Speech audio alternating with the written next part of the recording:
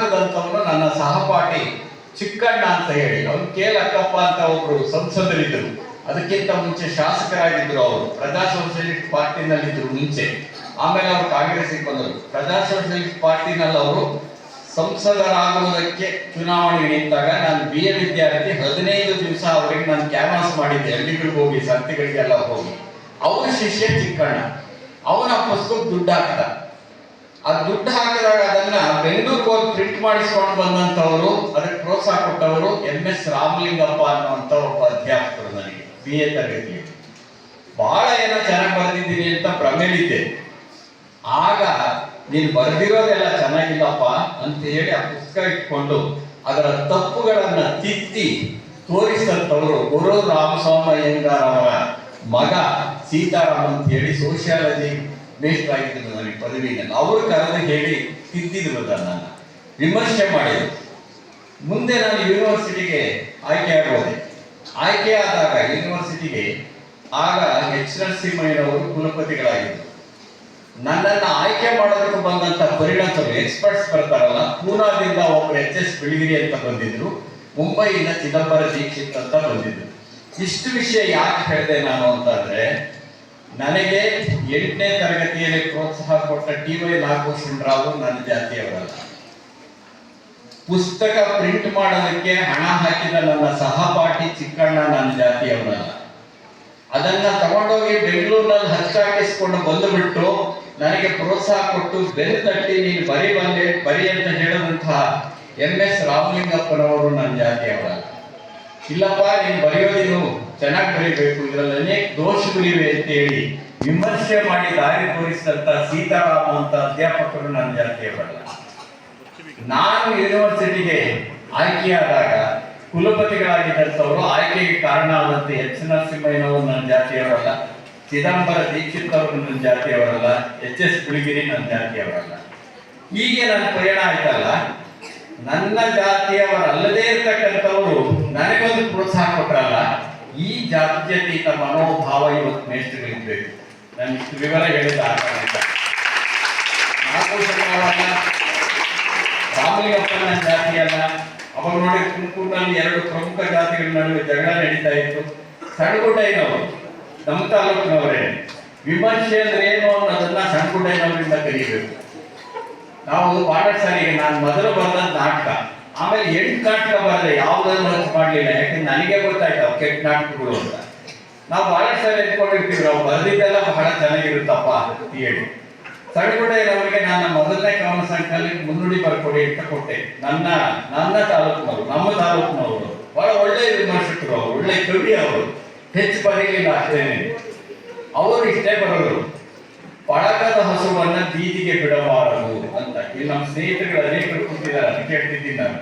ಪಡಕದ ಹಸುವನ್ನ ಬೀದಿಗೆ ಬಿಡಬಾರದು, ಅಪ್ಪ ನೀನು ಪ್ರಿಂಟ್ ಮಾಡಿಸ್ಬಾರದು ಅಂತ ಅದರ ಅರ್ಥ. ಆದ್ರೆ ನಾನು ಅದನ್ನ ನಮ್ಮ ಅಣ್ಣ ದುಡ್ಡು ಕೊಟ್ಟಿದ್ರು ಅದಕ್ಕೆ ಅಂತ, ಕನಸಿನ ತನಿಖೆ ಅಂತ. ಯಾಕಂದ್ರೆ ಕನಸು ಕಾಣ್ಬೇಕಲ್ಲ ನಾವು. ಫಸ್ಟ್ ಕವಿಗಳು ಕಾಣೋದೆಲ್ಲ ಕನಸುಗಳು ತನಿಖೆಗೆ ಸೇರಿರುತ್ತವೆ, ಆಮೇಲೆ ಗೊತ್ತಾಗುತ್ತೆ ಏನು ಅಂತ. ಅದನ್ನ ಅಚ್ಚು ಮಾಡಿಸ್ತೇನೆ ನಾನು. ಆದ್ರೆ ಅವ್ರು ಹೇಳಿದ ಮಾತಿದೆಯಲ್ಲ, ಒಂದು ಅಕ್ಷರವನ್ನು ಬಿಡದೆ ನಾನು ಮುನ್ನುಡಿಯಾಗಿ ಅಚ್ಚು ಮಾಡಿಸ್ತೇ ಅದನ್ನು. ಅವರೆಲ್ಲ ನಮ್ಮನ್ನು ಬೆಳೆಸಿದ್ದಾರೆ.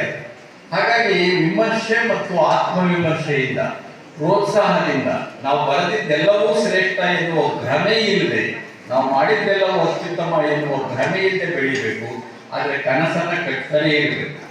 ಇಲ್ಲಿ ಬಿದ್ದಿದ್ದೀನ ಮತ್ತೆ ಏಳಬಲ್ಲೆ ಅನ್ನೋ ಸಂಕಲ್ಪ ಬೇಕು. ಅಂತ ಕನಸುಗಾರಿಕೆಯನ್ನ ಶಾಲೆಗಳಲ್ಲಿ ವಿದ್ಯಾರ್ಥಿಗಳಲ್ಲಿ ಬೆಳೆಸಬೇಕಾಗಿರುತ್ತೆ. ಆವಾಗ ನಮ್ಮಂತಹ ಮೇಷ್ಟ್ರುಗಳ ಜವಾಬ್ದಾರಿ ಬಹಳ ದೊಡ್ಡ. ಇಲ್ಲಿ ಅನೇಕರು ಕೂತಿದ್ದೀರಿ, ಬಹಳ ಅಧ್ಯಾಪಕಿಯರು ಕೂತಿದ್ದೀರಿ, ಈ ಕಡೆ ಪ್ರಿನ್ಸಿಪಾಲ್ಗಳು ಕೂತಿದ್ದಾರೆ, ಅಲ್ಲಿ ಅನೇಕ ಮೇಷ್ಟ್ರುಗಳಿದ್ದಾರೆ, ಮೇಷ್ಟ್ರುಗಳು ಅಲ್ಲದೇ ಇರೋರು ಇದ್ದಾರೆ, ಈ ರಂಗಭೂಮಿ ಮೇಷ್ಟ್ರ ತರದ ಚಲಪತಿ ಅಂತವ್ರು ಕೂತಿದ್ದಾರೆ. ಎಲ್ಲರೂ ಬೇರೆ ಬೇರೆ. ನಾವು ಬೆಳೆಸಬೇಕಾಗಿರೋದು ಈ ಮೇಷ್ಟ್ರು. ನನ್ನನ್ನ ಬೆಳೆಸಿದ ಎಲ್ಲ ಮೇಷ್ಟ್ರುಗಳು ಜಾತ್ಯತೀತವಾದ ಮನೋಭಾವ ಇದ್ರು. ಇವತ್ತು ಕಾಣಕ್ ಸಾಧ್ಯವ ಅಂತ ನನ್ನ ಪ್ರಶ್ನೆ ಅದೇನೇನೆ. ಇವನು ನಮ್ಮ ಜಾತಿಯವನಪ್ಪ, ಇವನಪ್ಪ, ಇವನ್ ಕಾಲೆಳೆಯರಿಗೆ ಪ್ರೋತ್ಸಾಹ ಕೊಡೋದೇ. ಈ ಸ್ಥಿತಿಗೆ ನಾವೇ ಬಂದ್ಬಿಟ್ರೆ ಮೇಷ್ಟ್ರುಗಳು ಒಳ್ಳೆ ವಿದ್ಯಾರ್ಥಿಗಳನ್ನು ಎಲ್ಲಿ ಸಿದ್ಧ ಮಾಡ್ತೀವಿ ನಾವು?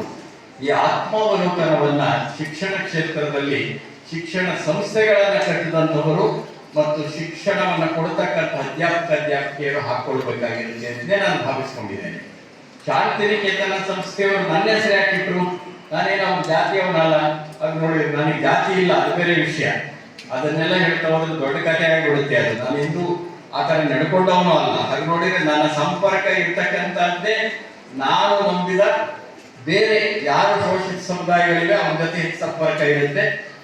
ಅದು ಬೇರೆ ಕಥೆ. ಅದನ್ನೆಲ್ಲ ವಿವರಿಸೋದು ಈ ವೇದಿಕೆ ಅಲ್ಲ.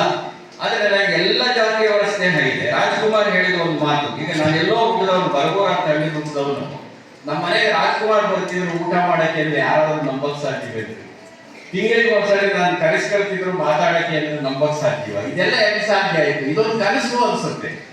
ನಾವೆಲ್ಲೂ ಎಲ್ಲೋ ಶೂಟಿಂಗ್ ನಡೀತಿದ್ರೆ ಕೈ ಕಟ್ಕೊಂಡು ಗುಂಪಲ್ಲಿ ನಿಂತಿರ್ತಿದ್ದೆ ನಾನು, ರಾಜ್ಕುಮಾರ್ ಸಿನಿಮಾ ನೋಡೋಕೆ, ವಿಷ್ಣುವರ್ಧನ್ ಶೂಟಿಂಗ್ ನೋಡೋದಕ್ಕೆ. ಆದ್ರೆ ಅವರೆಲ್ಲ ನಮ್ಮ ಮನೆಗೆ ಬರೋಕ್ ಸಾಧ್ಯ ಹೇಗಾಯ್ತು? ನನ್ನ ನಾವು ಕರೆಯಕ್ಕೆ ಹೇಗೆ ಸಾಧ್ಯ ಆಯ್ತು ಅಂದ್ರೆ, ಅಸಾಧ್ಯವಾದದ್ದು ಯಾವುದೂ ಇಲ್ಲ, ಕಷ್ಟ ಸಾಧ್ಯವಾದದ್ದಿದೆ. ಆ ಕಷ್ಟ ಸಾಧ್ಯವಾದದ್ದನ್ನ ಅರ್ಥ ಮಾಡ್ಕೋಬೇಕು. ಪಾಂಡ್ರಂಗಯ್ಯನವರು ಅವರಲ್ಲಿ ಕಂಡದ್ದು ನನಗೆ ಜಾತ್ಯತೀತ ಮನೋಧರ್ಮವೇನೇನು, ಅದನ್ನೆಲ್ಲ ಮೀರಿ ನನ್ನ ಹೆಸರನ್ನ ಇಲ್ಲಿ ಇಟ್ಟಿದ್ದಾರಲ್ಲ, ಅದು ಹೃದಯ. ಹೃದಯ ಅನ್ನೋದಿದೆಯಲ್ಲ, ಜೀವಶಾಸ್ತ್ರದ ಹೃದಯಕ್ಕೆ ಆಕಾರ ಇರುತ್ತೆ, ಸಾಂಸ್ಕೃತಿಕ ಹೃದಯಕ್ಕೆ ಆಕಾರ ಇರೋದಿಲ್ಲ. ಅದು ನಿರಾಕಾರ. ಯಾವತ್ತೂ ಹೃದಯ ಅನ್ನೋದು ನಿರಾಕಾರ. ನಿರಾಕಾರ ಹೃದಯ ಇದೆಯಲ್ಲ, ಅದಕ್ಕೆ ಮೌಲ್ಯ ಜಾಸ್ತಿ. ಅಂತ ನಿರಾಕಾರ ಹೃದಯ ಒಂದನ್ನ ನಾವು ಮೇಷ್ಟ್ರುಗಳು ಪಡಿಬೇಕು. ಎಷ್ಟೋ ಸಾರಿ ನಾವು ಪ್ರೊಫೆಸರ್ ಆಗ್ಬೇಕು ಅಂತ ಹಂಬಲಿಸ್ತಿರ್ತೀವಿ. ನಾನು ಎಲ್ಲ ಸಂದರ್ಭದಲ್ಲೂ ಹೇಳ್ತೇನೆ, ನಾವು ಜೀವನದಲ್ಲಿ ಸ್ಥಾನಮಾನ ಮುಖ್ಯ ಅಂತ ಭಾವಿಸ್ತೇವೆ. ಪ್ರೊಫೆಸರ್ ಅನ್ನೋದಿದೆಯಲ್ಲ ಸ್ಥಾನ, ಮೇಷ್ಟ್ರು ಅನ್ನೋದಿದೆಯಲ್ಲ ಮಾನ. ನಮಗೆ ಮಾನ ಬೇಕಾ ಸ್ಥಾನ ಬೇಕಾ ಅಂತ ಯೋಚಿಸ್ಬೇಕು ನಾವು. ಅಂತಹ ಒಂದು ಮಾನವಂತರಾಗಿ ಬಾಳುವಂತೆ ಮಾಡುವುದು ಶಿಕ್ಷಣದ ಕೆಲಸ. ಅಂಥದ್ದೊಂದು ಸಂಸ್ಥೆಯನ್ನ ಪಾಂಡ್ರಂಗಯ್ಯನವರು ಕಟ್ಟಿದರೆ, ಜಾತ್ಯತೀತ ಮನೋಭಾವದಿಂದ ಎಲ್ಲರೂ ನಮ್ಮವರೇ ಅನ್ನುವಂಥ ಮನೋಭಾವದಿಂದ ಆ ವಿದ್ಯಾರ್ಥಿಗಳನ್ನ ಬೆಳೆಸಬೇಕಾಗಿರುತ್ತೆ. ಶಾಂತಿನಿಕೇತನ ನಿಜವಾದ ಅರ್ಥದಲ್ಲಿ ಶಾಂತಿನಿಕೇತನವಾಗಲಿ ವಿದ್ಯಾಕೇತನವಾಗಲಿ ಅಂತ ಹಾರೈಸ್ತಾ, ಮತ್ತೊಮ್ಮೆ ನನ್ನ ಹೆಸರನ್ನು ಈ ಸಭಾಂಗಣಕ್ಕೆ ಇಟ್ಟಂತಹ ಪಾಂಡ್ರಂಗಯ್ಯನವರು ಮತ್ತು ಕುಟುಂಬದವರಿಗೆ, ಅದಕ್ಕೆ ಸಾಕ್ಷಿಯಾಗಿ ಬಂದಿರತಕ್ಕಂಥ ನನ್ನ ಎಲ್ಲ ಸ್ನೇಹಿತರಿಗೆ, ಅಧ್ಯಾಪಕಿಯರಿಗೆ, ವಿದ್ಯಾರ್ಥಿನಿಯರಿಗೆ ನಾನು ನಮಸ್ಕಾರಗಳನ್ನು ಹೇಳಿ ನನ್ನ ಮಾತು ಮುಗಿಸ್ತೇನೆ. ಧನ್ಯವಾದಗಳು.